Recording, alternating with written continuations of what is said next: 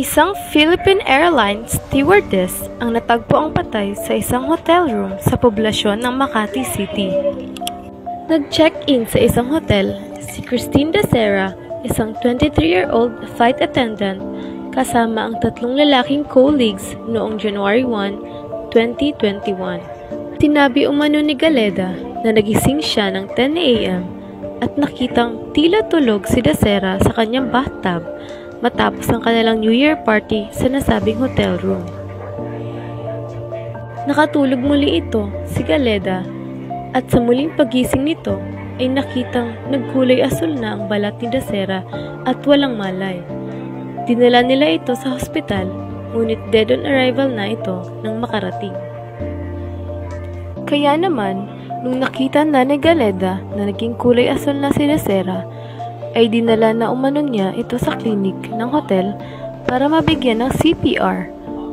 Ngunit hindi pa rin ito nagkamalay, kaya isinugod na ito sa Makati Medical Clinic kung saan naideklara na siyang dead on arrival.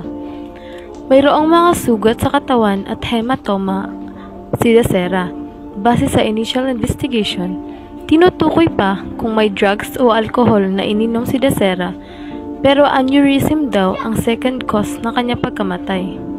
Hindi pa alam ang primary cause ng death at patuloy pa rin itong iniimbestigahan ng mga kapulisan kung may panggagahasa bang nangyari. Viral naman ang larawan ni Christine Dacera na huling in-upload sa Facebook at Instagram dahil nga sa nakakakilabot na caption nito. Makikita sa larawang kuha na litrato ni Christine Dacera na nasa labas siya ng pintuan ng eroplano at may caption pa na last flight for this one hell of a year. At bukod pa dito, nag-viral na rin sa social media ang masayang Facebook Live video ni Dacera. Kitang-kita sa video na masayang nakikipag-bonding si Dacera sa kanyang mga mahal sa buhay. Base sa investigation, biktima umano ng setup ang flight attendant na nasa 11 katao.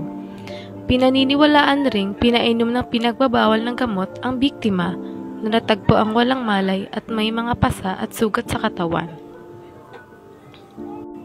Inilahad naman ng ina ni Dacera na masaya pa umano nitong naka-video call ang anak para magbatian ng Happy New Year.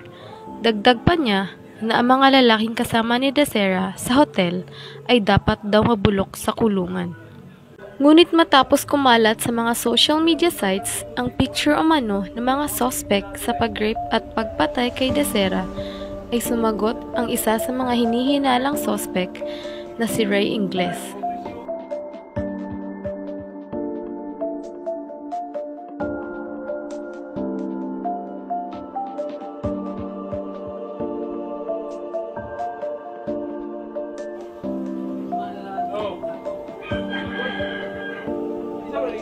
Ano nga ba ang tunay na ikinamatay ni Christine Dacera? Patuloy na isinisigaw ng sangkatauhan, lalong-lalo na ng mga kamag-anak ni Dacera, ang hustisya para sa sinapit ng kanilang anak na walang ibang hangad kundi ang kabutihan para sa mga mahal nito sa buhay. Hangad din namin ang katotohanan at katarungan sa totoong nangyaring pagkamatay ng mabuting si Christine Dacera.